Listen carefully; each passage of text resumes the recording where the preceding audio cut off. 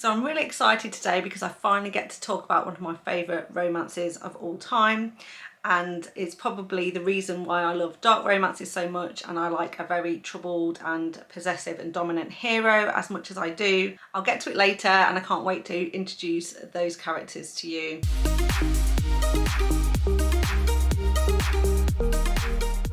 So we're talking all about musicians today, and today I'm going to talk about some of my favourite romances that feature pop stars, rock stars and country stars as well. So the first one I want to talk about is Forever My Girl by Heidi and McLaughlin, and this is book 1 in the Beaumont series. Now I picked up this book mainly because I absolutely love the film Forever My Girl, and I thought, oh, I knew it was based on a book and I thought I would pick it up.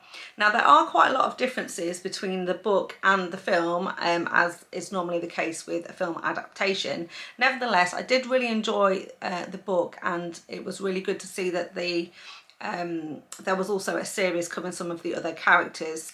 So in book 1 of the series we're following Liam and Josie, and they were childhood sweethearts, and they were basically engaged to be married. And just before they're due to get married, Liam decides that he's going to leave Josie in order to pursue his dream of becoming a rock star, and he basically leaves. Now he makes the right decision for himself in that moment, but doesn't make the best decision for them as a couple, and Josie is left absolutely heartbroken. Also, she's left pregnant and Liam doesn't know, and she chooses to raise the child on her own. And in the book it is a little boy, and basically he obviously is brought up with a single mother. Now 10 years go by and Josie doesn't speak to Liam, and Liam is away obviously being rich and famous, and eventually one day he comes back into town. Now as soon as he claps eyes on the little boy, he realizes that he looks like him, figures out he's Josie's son, and then realizes that he is now a father to this little boy.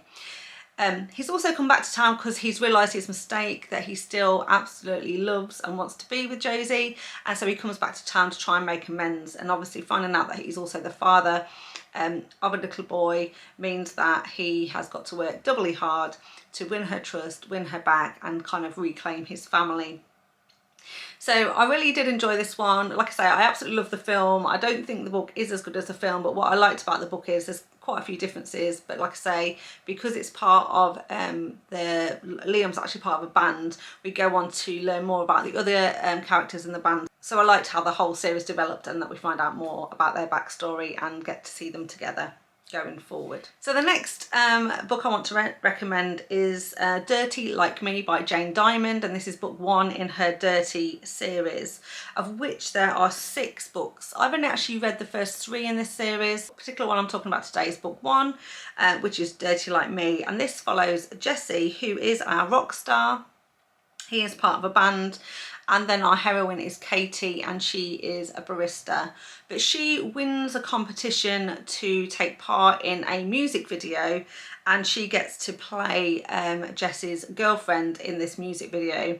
Now they have absolutely amazing chemistry together. They really get on well, and they also have an instant attraction to each other as well. Prior to doing this music video, Katie didn't really know that much about Jesse or his band. She wasn't particularly a fangirl, but she realises very quickly that he's a bit of a womaniser, a bit of a ladies' man, and therefore is probably not going to be into a serious relationship.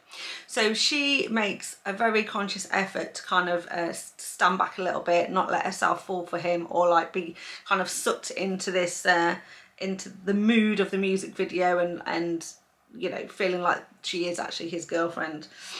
But because their chemistry is so good together, the music video is so good together, for publicity reasons, so that they can help sell the latest album and also the latest tour, Jesse asked Katie to be his fake girlfriend for 6 weeks.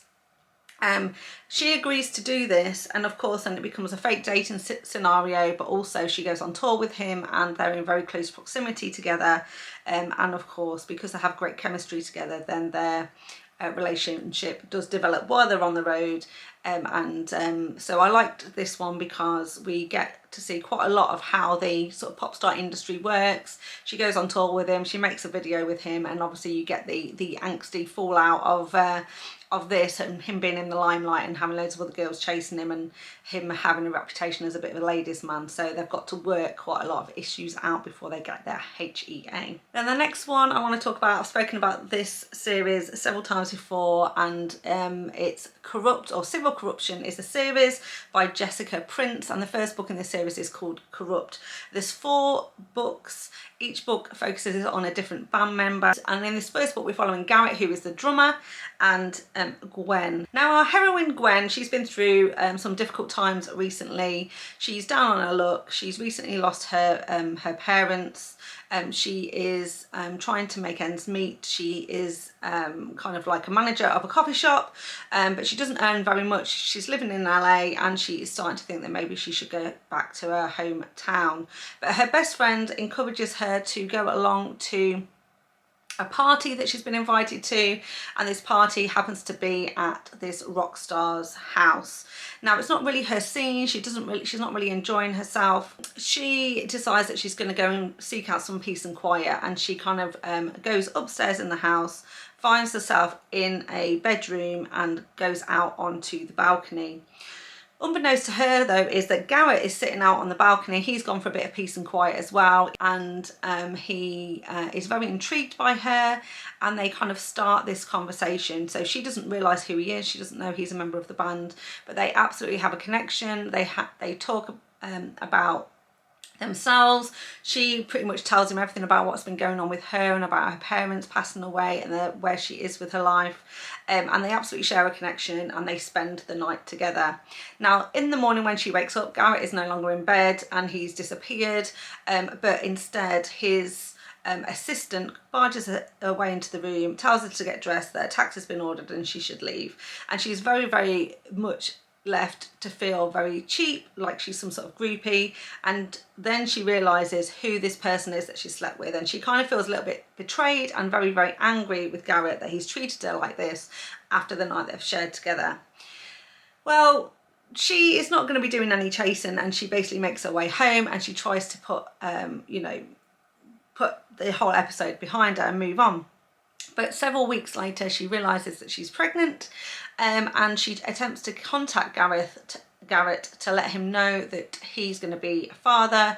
Of course she doesn't get to speak to Garrett directly. She ends up speaking to his manager and his assistant, and basically they think that she's just a groupie, that she's lying, that she's just after his money, force her to go through a paternity test, and then ultimately sign up a contract where she's going to receive money, but that Garrett doesn't want anything to do with the child. Now this all happens in the very first part of the book, and we sort of skip ahead to when the daughter is, a couple of years old. She's like 3 or 4 years old, and Garrett decides that he's been a bit of an idiot about this whole situation, and he decides he wants to start having a bit more of a relationship with his daughter.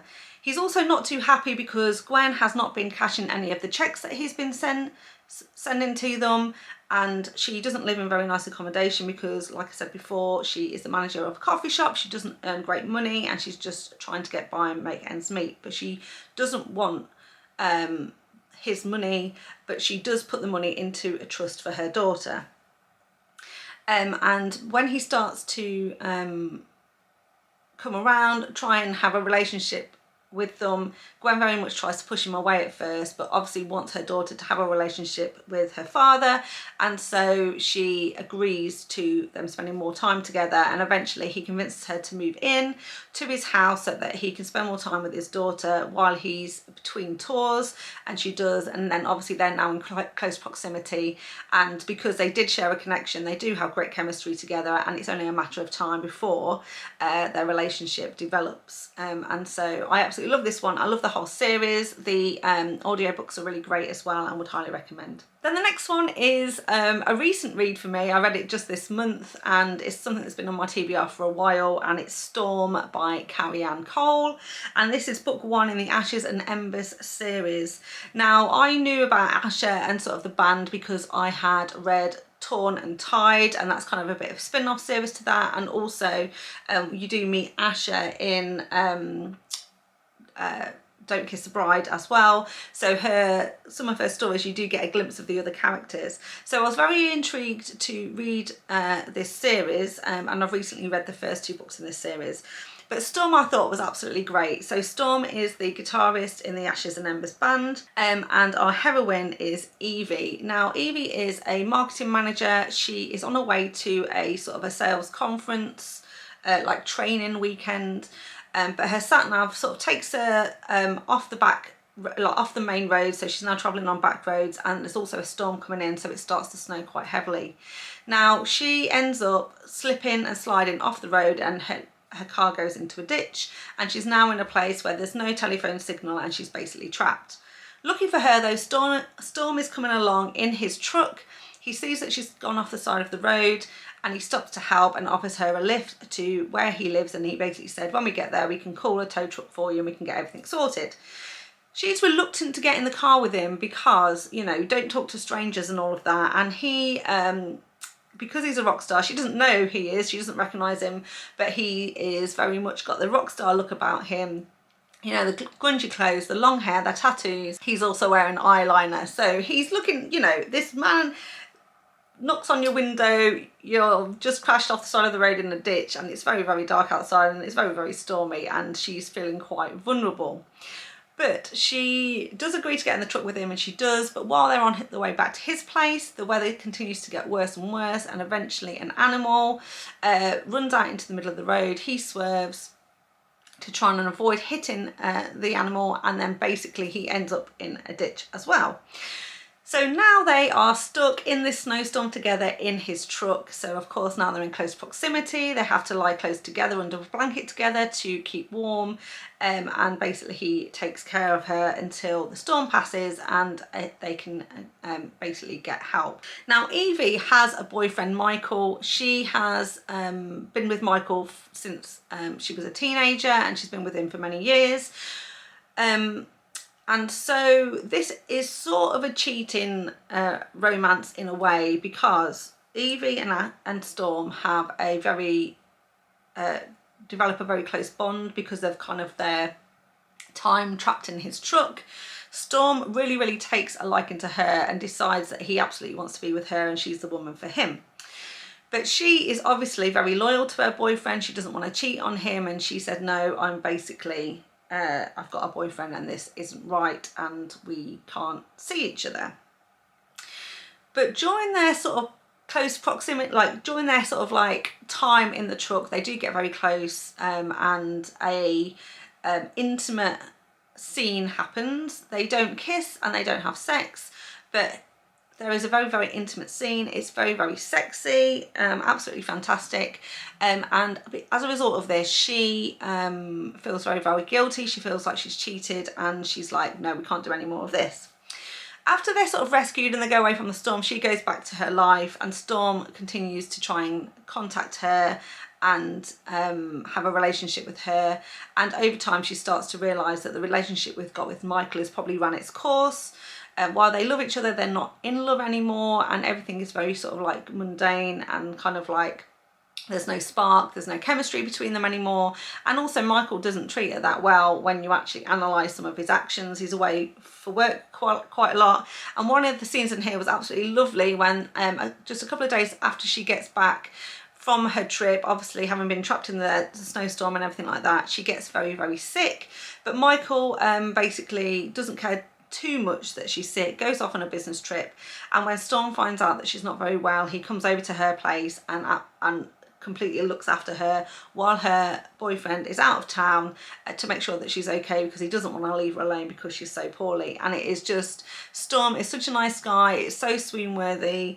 Evie is, you know, very, very kind of like loyal and tries to stay true to Michael, but over time she realizes that she wants to be with Storm, and she takes steps to make sure that they get the happy ever after. But I really, really did enjoy this one, and looking forward to reading the rest of the books in the series.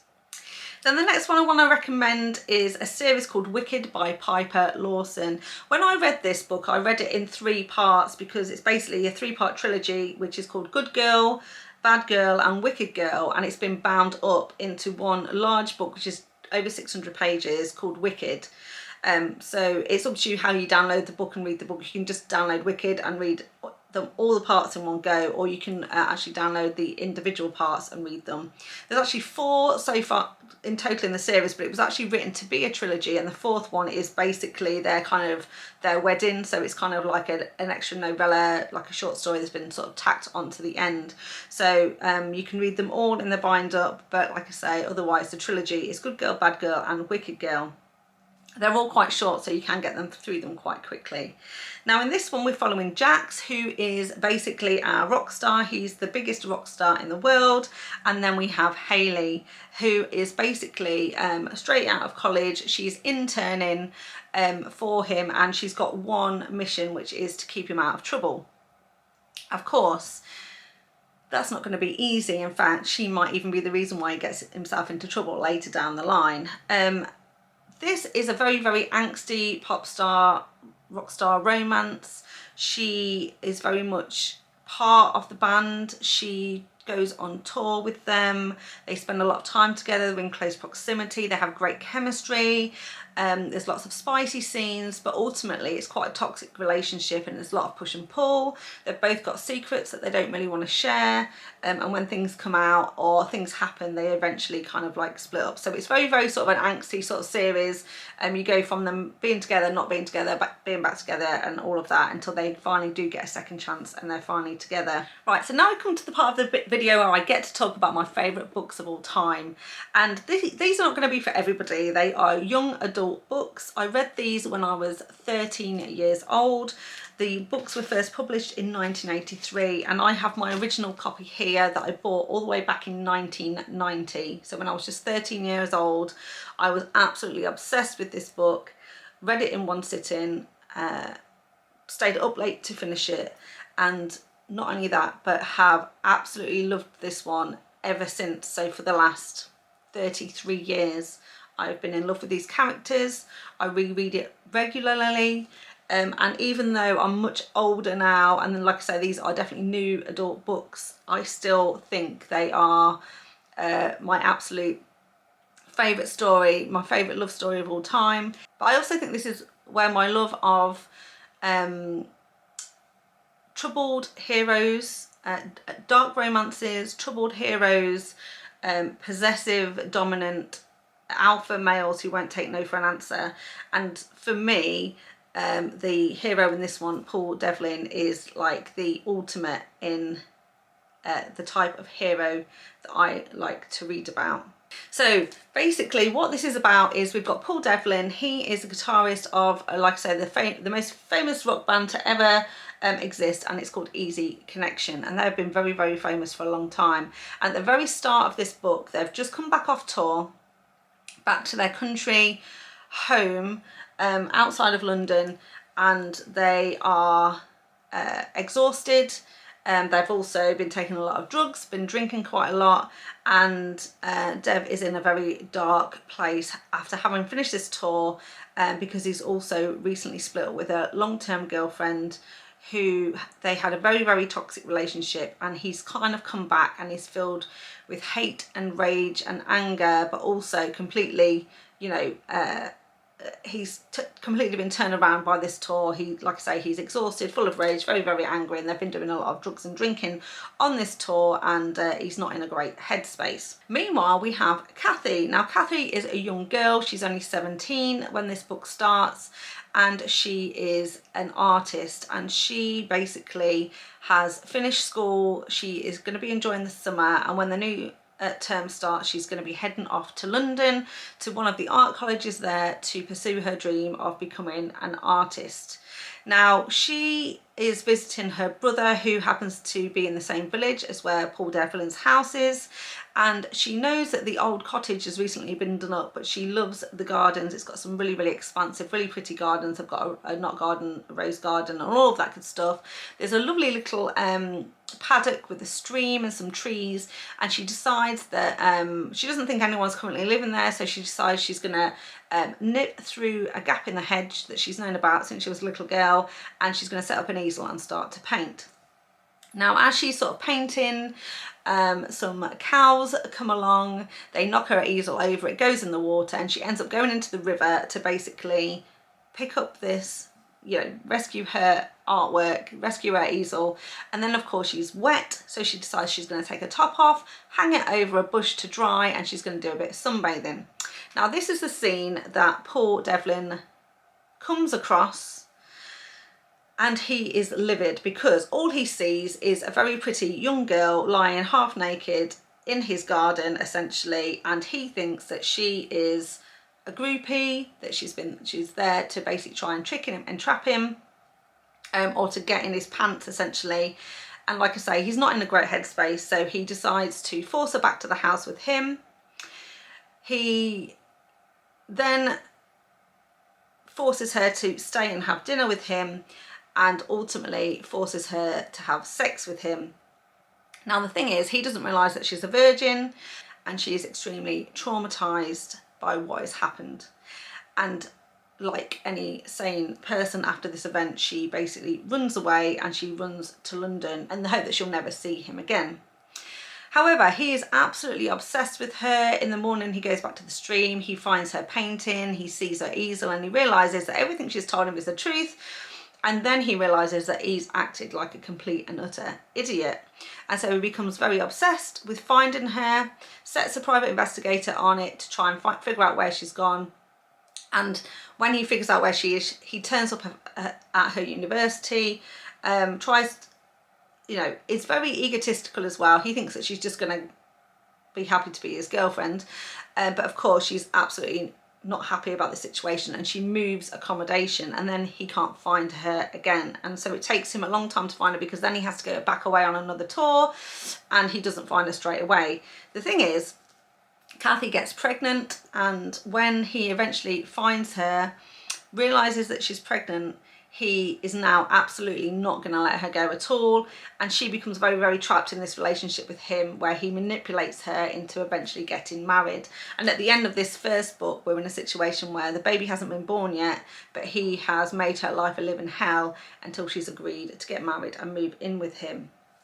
And that's where the first book ends. And then we move to Easy Freedom, where we have a situation where they are now living together in a forced marriage, and Kathy does not want to be anywhere near him. She is still very, very scared of him. But also she is having a hard time as a painter. So I've been talking about this for a long time because I absolutely love this one, and I'm not doing it justice at all, but essentially this was written in the 1980s. It is, for me, it's a great love story. Obviously they're in close proximity. Obviously they work through their issues, eventually get the happy ever after. But for me, it's heartbreaking. Kathy is very, very trapped, and there's a lot of commentary in here about how women were treated in the early 80s, how men didn't think they could have jobs, that it was okay for her to do art as a hobby, but it could never be a career, and lots of discussions about how it's okay for him to be a rock star and pursue that career, but she can't be an artist. And so she has kind of trouble with her art, being in this very, very oppressive kind of situation with him, until she finally finds her freedom, hence it's called Easy Freedom, and learns how to navigate a world where she is a wife, a mother, and also a career woman with her art as well. So like I say, I absolutely love these. Paul Devlin is very, very dark, brooding, charismatic, but very, very magnetic. His personality is like, you're completely drawn to him and completely sympathetic to him. So even though he's the one that's like constantly treating Kathy badly, you also realise how much he cares for her, how much he wants her, how much he wants her to forgive him for what he's done. And I just absolutely love it. Now, in particular, there's a quote in here that I absolutely love, and it's about his view on love. And he basically says to Kathy, so basically a conversation he's having with Kathy, he basically says, I don't care about your moony teenage love. Love is a rat trap and you can't get out, and you don't care if it kills you. It's coming back when your pride has been humiliated beyond belief. It's hearing your woman, beautiful and glowing with your baby, say she only wants the dirty thing out of her body. It's hearing her say you're not even a friend and still loving her. And I just absolutely love that quote. It gives me goosebumps every time I read it. And it's also talks to me about, you know, dark love, angsty love, but also love that will survive any situation and go through any kind of hardship or trauma or pain. Essentially, who's not going to settle for anything less. So I really love that. So I've been talking about that book for 9 minutes. I might cut a bit of that out, but I just wanted to talk about that because I absolutely love it. And as a consequence, I went on to read this book here, Mel by Liz Berry. This one I think came after Easy Connections and Easy Freedom. She wrote it in 1988. And this one is also about a rock band. In this one we have Mel. She's also a 17-year-old girl. She is living in very difficult very difficult home life. Her mother is a hoarder. She's mentally ill, and Mel is really living in some very poor accommodations. Now eventually she has to tell the authorities, and her mother is taken away to a hospital to get the treatment that she needs, and then Mel is essentially left at home on her own, with the promise that the neighbour is going to kind of keep an eye on her. And while her mum is out of the house, she decides that she's going to go through the house, get rid of all the rubbish, try and decorate and bring some life and warmth and happiness back to the home. And she does this because she thinks when her mum gets better, the house will be nice and mum can come back to a nice house and she'll be helping. Now, during the renovations of this house, she doesn't have very much money. She's still at school, and so she's doing everything on a dime, and she happens to go to a local kind of like old it's kind of like a bit of a sort of a thrift shop, but there's an old man who owns it. She develops a really good relationship with him. It's kind of very granddad, and he really takes her under his wing. And it's sort of like I say, yeah, it's like a thrift store, but like an old antique shop, but like secondhand furniture and things like that. And every Saturday she'll go and have a rummage around his shop, finding things that she can buy and kind of restore and take, that is very cheap. And he lets her have things for 20p and things like that when she doesn't have any money. Now his grandson is Mitch, and yeah, his grandson is Mitch Hamilton, and he is the lead guitarist with top rock group Assassination. And so this rock band is kind of like, it operates in the same circles as the Easy Connections band, so there's kind of a little bit of a crossover with this as well. And one day the granddad falls down, hurts his leg, goes into hospital, and Mitch is currently not touring, and he basically agrees to go and kind of keep an eye on the shop for his granddad, and that's basically where he meets Mel. Again, she doesn't know who he is to start with. She has absolutely no idea, but they form a friendship, and he can see how much she cares for his granddad, and he also kind of takes pity on her, sees what she's trying to do and tries to help her renovate the house, and their relationship goes from there. So I really liked that. And then we have by the same author, Janey book 1 and Janey book 2, and again this is a spin-off from the others. So Janey is a singer. She is a solo singer. She is extremely famous. She comes from the same sort of school and background as Mel, and she absolutely makes it big as a solo singer. Now she gets herself involved with some other bands, and so there's a sort of an ongoing relationship with her and a singer called Jaybird, who she does end up marrying, and who dies of a drug overdose. But a childhood sweetheart is a guy called Dave Hampton. He is from a band called Night Mission, and they grew up together with boyfriend and girlfriend. But when she met Jay Bird, she was absolutely captivated, and very much like Paul Devlin, he's extremely magnetic character, and she was completely drawn to him and ended up marrying him. And like I say, he ended up dying of a drug overdose. So this is her story about her becoming famous, the things she had to go through as a female singer in the 1980s, but also her relationship with her husband, her getting over her grief after he dies, and then rekindling her relationship with Dave once she comes through the other side. So that's quite a lot of books I wanted to talk about by Liz Berry, but she did some, I think she did some great pop star romances back in the 1980s. Like I said, they're not going to be for everyone because they are old books now. Some of the language and the themes in them are of the time, but for me, they, you know, for me, when I read them as an early teen, sort of 13 to 15 years old, they had made such a great impression on me, and I think that's really where my love of romance kind of like stems from, but also my love of a kind of dark, moody, broody kind of hero who is very much on the edge of a dark romance. So would highly recommend all of those. So I've got two more to talk about, and we're coming right up to present day with another one that I've read recently called Hideaway Heart by Melanie Morland. Now this is a slightly different one because this is about a country star called Pixie Hart, or otherwise known as Kelly Jo Sullivan. So Kelly Jo Sullivan is the actual name, like the name of the person, and Pixie Hart is kind of her stage name. And she is a country singer, and she has decided she needs a break from Nashville, from her ex-boyfriend, from the tour, from the management company, etc. And she wants to take a 2-week holiday in a cabin in the woods up north.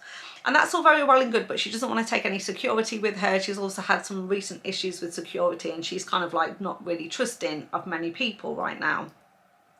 But her brother is a Navy SEAL, and he is got to go away on another operation, and he doesn't want to leave her without any kind of security. So he rings his ex Navy SEAL friend who owes him a favour and asks him to go and basically be his sister's bodyguard while she's there on holiday. And so this is our hero, Xander Buckley. Like I say, he's an ex-Navy SEAL, and he agrees to take on the job because Kelly's brother saved his life, and he definitely owes him one, and he agrees to go and do it.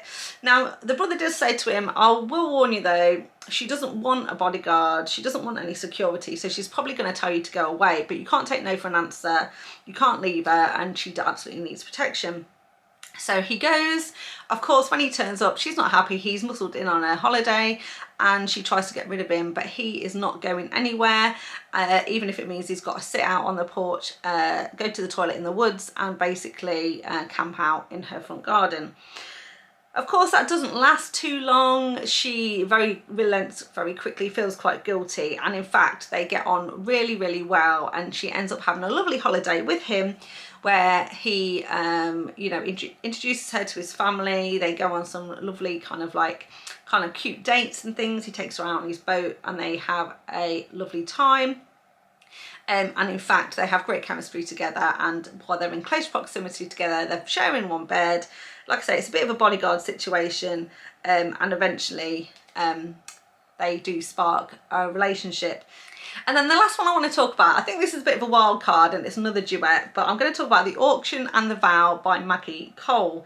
Now, this is sort of an auction sort of based romance, BDSM, and there is an age gap between this couple.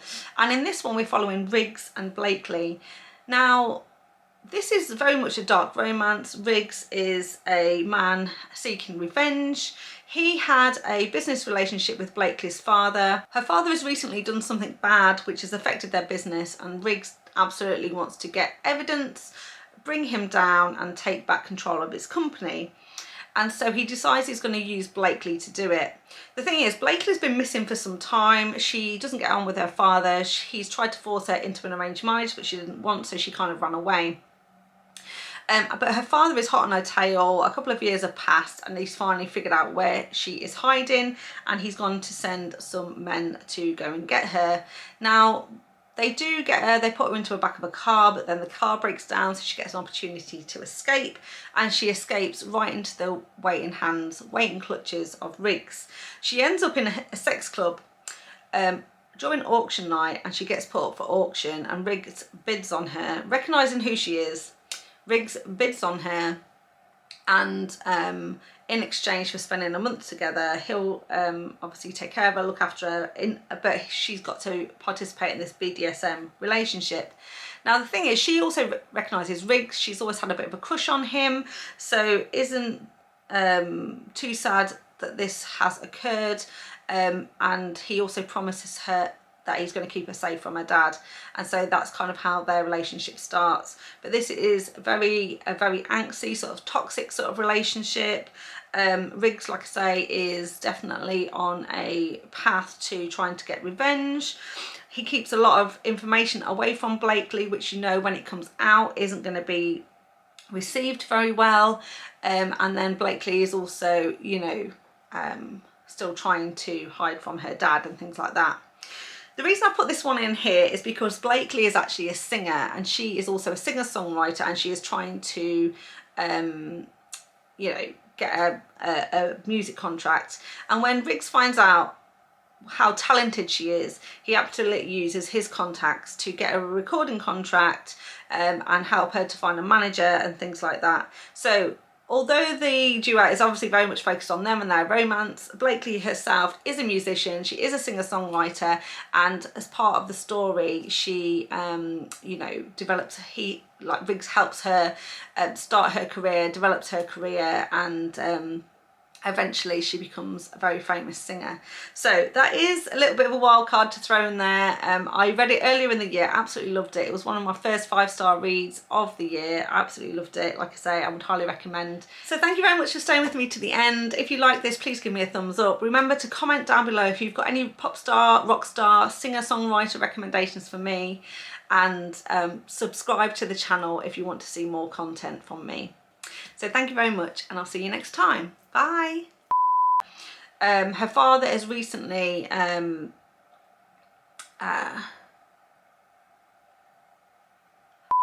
there's no angst in this one. It's very yeah, there's no angst in this one. It's about,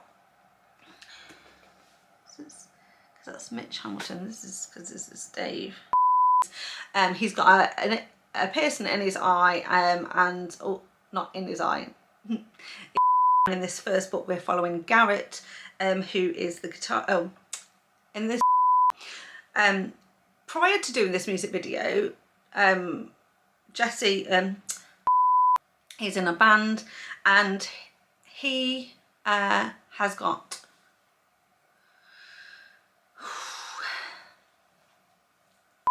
But before I introduce you to my book boyfriend, favourite book boyfriend of all time, my favourite book boyfriend, I might even go so far as to call him my book husband. I'll get to him later. I can't wait to share it. Hello and welcome back to my channel. You're watching Helen, and yes, I am Helen. You're watching me. It's not going to go well, is it? So I'm really excited today because